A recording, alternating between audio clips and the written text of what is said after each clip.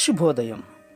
Global బెతేనియా Calvary ministry తరపున ఈ ఉదయకాల సమయంలో మరొక దినములో మీ అందరితో కూడా కలుసుకొని దేవుని యొక్క పరిశుద్ధమైన మాటలు ధ్యానించటానికి దేవుడు నాకు ఇచ్చిన మధురమైన అవకాశాన్ని బట్టి నేను దేవునికి ప్రత్యేకమైన వందనాలు తెలియజేసుకుంటూ ఉన్నాను.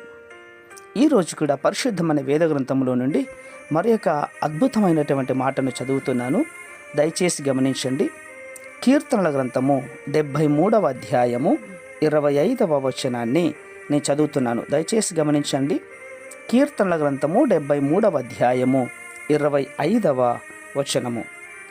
ఆకాశమందు నీవు తప్ప నాకెవరున్నారు? నీవు నాకుండగా లోకములోనిది ఏదియూ నాకు అక్కరలేదు. దేవునికి మహిమ కలుగునుగాక.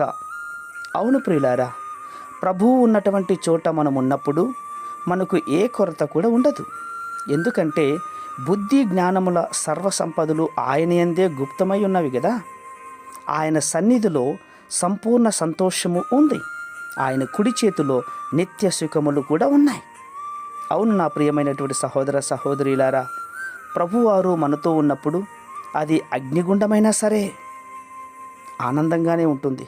ఎందుకంటే షాద్రాక్, మేషాక్, అబేద్నెగోలు అగ్నిగుండంలో పడివేసబడినప్పుడు ఆయనతో వారితో కూడా దేవుడు ఉన్నాడు.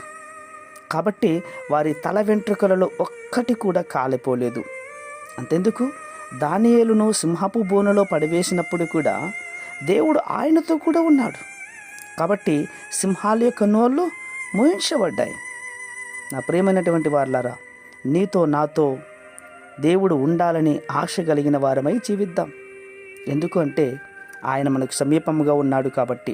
అందుకే వాక్యం ఏమంటుందంటే, ఇదిగో నేను తలుపు నొద్ద నిలుచుండి తట్టుచూ ఉన్నాను. ఎవడైనను నా స్వరము విని తలుపు తీసిన ఎడల నేను అతని యొద్దకు వచ్చి అతనితో నేనును నాతో కూడా అతడును భోజనము చేయును అని చెప్పి ప్రకటన గ్రంథంలో లిఖించబడిన మాట గుర్తు తెచ్చుకోండి.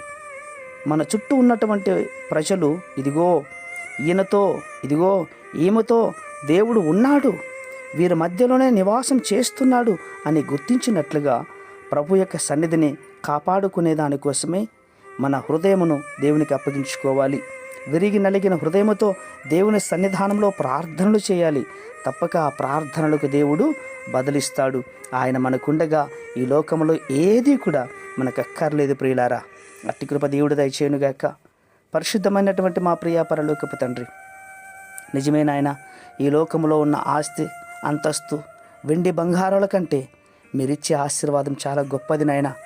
అంతక కంటే నాకు ఈ లోకంలో మరి ఏది అక్కర్లేదు. మీ జాలి, కరుణ, దయ ఈ మాటలు వింటున్న వారందరికీ మీరు అనుగ్రహిస్తున్నందుకే స్తోత్రాలు అర్పించుకుంటూ చిన్న ప్రార్థనను మా రక్షకుడైన యేసుక్రీస్తు ఉన్నతమైన నామములో దీనముగా అడిగి వేడుకుని పొందుతున్నాం మా తండ్రి. Amen, amen, amen.